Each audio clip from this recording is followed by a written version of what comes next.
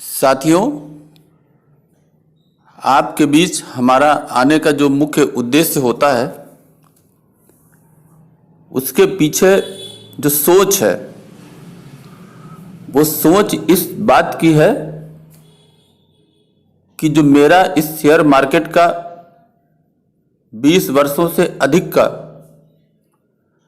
जो तजुर्बा है, जो मैंने इसको समझा, इसकी जो व्यावहारिकता है, वो आप लोगों के बीच में अगर शेयर करूं और आपको इससे कुछ लाभ हो सके तो शायद मेरे लिए ये ठीक होगा। साथियों, जो लिटरेचर है, जो जानकारी है, उसे तो आप गूगल करके जान सकते हैं, कुछ टेक्निकल बुक्स से पढ़ करके समझ सकते हैं, वो उपलब्ध है। लेकिन उनका जो प्रैक्टिकल एक्सपीरियंस है वो आप किसी उस व्यक्ति से समझ सकते हैं जो उनके बीच रहा हो, जो उनके बीच जिया हो। ये व्यावहारिकता अधिकांशतः आपको किताबों से नहीं मिलती। जब किताबी ज्ञान को आप व्यवहार में जब लागू करते हैं और उससे जो अनुभव मिलता है वो एक अलग तरीके का विषय है। और साथियों, आपके बीच आकर के मैं उसी अनुभव को साझा करना चाहता हूं और साझा करके मेरी ये इच्छा होती है कि इससे आप भी लाभ उठाएं और इस शेयर मार्केट के छोटे छोटे धोखे से आप अपने को बचा सकें। तो साथियों, इसी पर हम आज चर्चा करेंगे। यह शेयर मार्केट सबको लाभ देती है, असीमित लाभ देती है, बड़ा लाभ देती है, सबसे ज्यादा लाभ देती है। लेकिन साथियों, यहां आप इस लाभ को आसानी से नहीं कमा सकते। यह शेयर मार्केट आपको लाभ को आसानी से कमाने नहीं देती। ये साथियों, शेयर मार्केट सबको धोखा देती है। आपने देखा होगा कि जो कुछ आप सोचते हैं वो होता नहीं है, क्योंकि जो होता है वो जो दिखता है उसके कहीं पीछे छिपा होता है। साथियों, आपने अपने घर में घड़ी अवश्य देखी होगी। घड़ी में दो चीजें होती हैं, एक तो उसकी बढ़ती हुई सुई होती है और दूसरा घड़ी के नीचे पेंडुलम होता है जो चलता रहता है। साथियों, सुई जो है वो समय को दर्शाती है, यह हमेशा आगे बढ़ती है। इसी तरीके से किसी चीज की जो फेयर प्राइस होती है वो सुई की तरह सदैव आगे बढ़ती है। और पेंडुलम एक सीध में आने के बाद में लेफ्ट जाता है और उससे फिर सीध में आने के बाद में फिर राइट जाता है। इस प्रकार से चलता रहता है। अगर उसका सेंटर लें तो सेंटर से बाएं जाता है और सेंटर से दाएं जाता है। ये साथियों, जो पेंडुलम है, ये शेयर मार्केट का प्राइस मूवमेंट है। तो साथियों, बढ़ती हुई सुई शेयर मार्केट की फंडामेंटल है। आप देखते हैं कंपनी के फाइनेंशियल रिजल्ट्स, क्वार्टरली रिजल्ट्स, उसका शेयर होल्डिंग पैटर्न्स देखते हैं, उसके प्रॉफिट देखते हैं, उसका डेट देखते हैं, तमाम चीजें आप देखते हैं और देखने के बाद कंपनी के मजबूती का अनुमान लगाते हैं और उसके आने वाले ग्रोथ का अनुमान लगाते हैं, उसके व्यवसाय के ग्रोथ का अनुमान लगाते हैं और इन तमाम बातों से उसकी एक फेयर प्राइस जो है वो फिक्स होती है। उसका एक अनुमान होता है,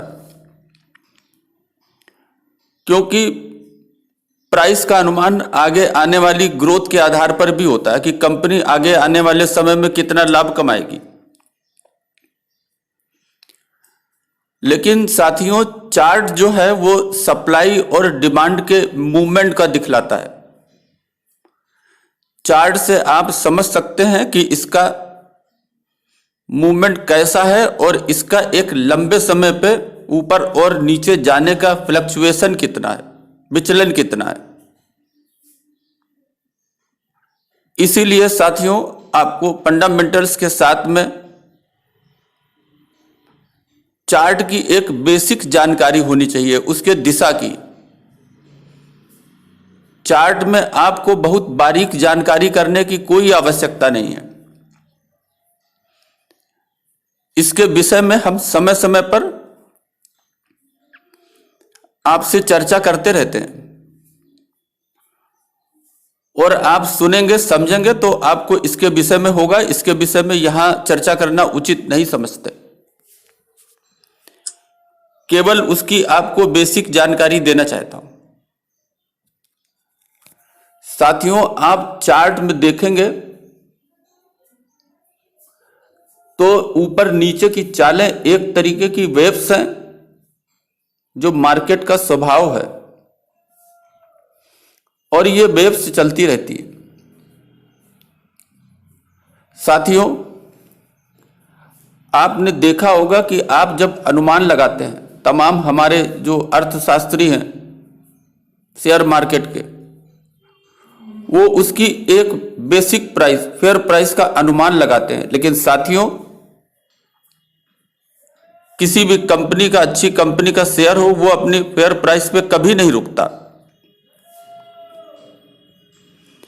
ये साथियों फेयर प्राइस से 25% नीचे आता है, धीरे धीरे करके वहां रुकता है, और रुकने के बाद में फिर धीरे धीरे ऊपर चलता है, लेकिन अपनी फेयर प्राइस पे कभी नहीं रुकता।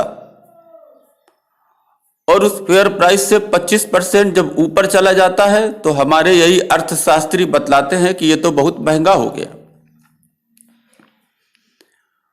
वहां जाकर के साथियों रुकता है, और रुकने के बाद में फिर यह अपने नीचे की चाल जब लेता है तो उस समय का अंतराल इतना हो जाता है,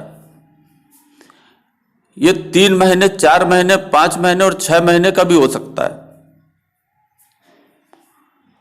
और यह जब नीचे आता है तो अपने फेयर प्राइस से, जो उदाहरण के अगर हम लें तो पहले अगर उसकी 400 रुपए थी और अब फेयर प्राइस 500 रुपए हो गई है, तो ये 500 रुपए पे रुकेगा नहीं, ये 500 रुपए से फिर नीचे आएगा और 25% डिस्काउंट पे। इसी तरह साथियों फेयर प्राइस धीरे धीरे बढ़ती रहती है, और ये बार बार उस फेयर प्राइस से नीचे आता है और बार बार फेयर प्राइस पे ऊपर जाता है। ये साथियों समुद्र की लहर है, और अगर आज चार्ट पर आप लंबे समय तक इन लहरों को देखेंगे तो आपको एक आधारभूत अनुमान आसानी से हो सकेगा। इसीलिए साथियों मैं बार बार कहता हूं कि आप कंपनी के फंडामेंटल्स को बहुत अच्छी तरह से जांचिए, समझिए, परखिए और मापिए, और जब सब कुछ आपको ठीक लगे तो आप चार्ट पे जो सिंपल मूविंग एवरेज है उनकी लाइनों की दशा और दिशा के साथ इसका अनुमान, इसके फ्लक्चुएशन का अनुमान लगाइए एक लंबे समय पे। धीरे धीरे करके आपको समझ में आता रहेगा कि इसकी फेयर प्राइस कैसे धीरे धीरे बढ़ रही है और फेयर प्राइस से कितना ये नीचे और ऊपर को फ्लक्चुएट कर रहा है। ये साथियों आपको व्यवहार से पता लगेगा। आज भी अगर आप देखें तो कुछ शेयर्स ऐसे हैं जो अपने फेयर प्राइस से डेढ़े हैं। ये साथियों अगले 6 या 7 माह में अगर ये 600 रुपए के हैं तो ये 300 रुपए में आ सकते हैं। लेकिन तब तक साथियों इसका फेयर प्राइस जो 400 रुपए का था और ये 300 रुपए में आ गए हैं, वो 500 रुपए हो जाएगी। फिर ये 300 रुपए से अगले 6-7 माहों में 700 रुपए पे चले जाएंगे। साथियों ये चलता रहता है और इसमें समय लगता है, टाइम लगता है ये सब कुछ होने में। लेकिन साथियों इस उठा पटक में जो कमजोर दिल वाले हैं वो साथियों घबरा जाते हैं, क्योंकि उन्हें ना तो कंपनी के फंडामेंटल्स की जानकारी होती है और न चार्ट से इसका अनुमान लगा पाते हैं। कुछ ऐसा होता है साथियों कि जब उसके प्राइस बढ़ते हैं तब ऐसे लोग हंसते और खुश होते हैं, लेकिन जब उसका प्राइस नीचे की तरफ आना शुरू होता है तो साथियों दुखी होते हैं कि उनका कुछ चला गया, क्योंकि न तो वो फंडामेंटल न चार्ट देकर इन लहरों को जानने और समझने की कोशिश करते हैं, क्योंकि साथियों उन्हें इन लहरों में रहने की आदत जो नहीं होती। साथियों ये बाजार समुद्र की लहरों में जहाज की यात्रा है। आपको मंजिल में जाना है तो आपको इस जहाज में सवारी करनी होगी और आप आराम से मंजिल पे पहुंच जाएंगे। साथियों आपको थोड़ा सा डर लग सकता है, लेकिन असावधानी से चलाने वाले ही उन्हीं का जहाज यहां डूबता है। लेकिन साथियों यदि आपकी दिशा दशा और गति इस पर आपका नियंत्रण है तो आप यह समझिए कि आप पूरी तरह से सुरक्षित हैं और आप अपनी मंजिल पर अवश्य पहुंचेंगे। साथियों मैंने कहा था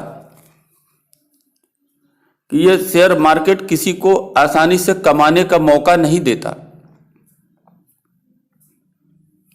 यह पूरी परीक्षा लेता है आपके धैर्य की, आपके जानकारी की, आपकी समझ की,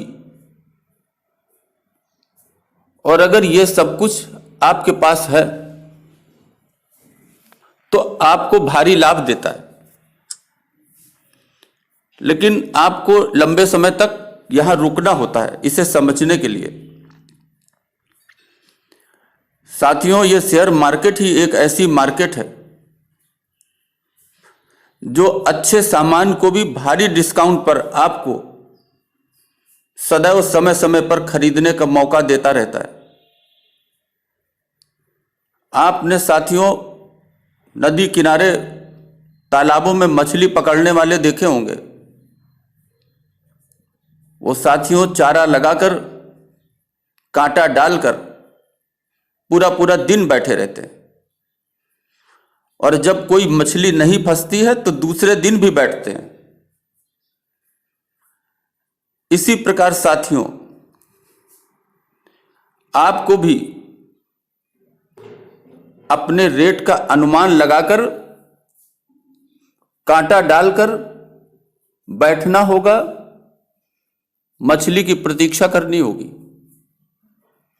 साथियों आएगी और फंसेगी, समय हो सकता है लगे, लेकिन आपको अच्छा माल अच्छे डिस्काउंट पे जरूर मिलेगा। साथियों यह शेयर मार्केट वो मार्केट है जो अच्छे सामान की फेयर प्राइस है उससे भी आपको 20-25% के डिस्काउंट पर माल बेचती है, और जिस दिन ऊपर चलेगा वो अपनी फेयर प्राइस से 25% ऊपर जाकर ही रुकेगा अपने नीचे की अगली यात्रा करने के लिए। तो साथियों इस मार्केट में जानकारी की जरूरत है, धैर्य की जरूरत है, और जानकारी और धैर्य अगर आपके पास है तो आप इस मार्केट से अच्छा लाभ कमा सकते हैं। बस आपको रुकना होगा, आपको टिकना होगा। साथियों, यदि आपको मेरी बात कुछ ठीक लगती है तो आप लाइक का बटन दबाएं या न दबाएं, लेकिन दूसरों से शेयर जरूर करें ताकि अधिक लोगों को लाभ मिल सके। अभी के लिए बस इतना ही। धन्यवाद।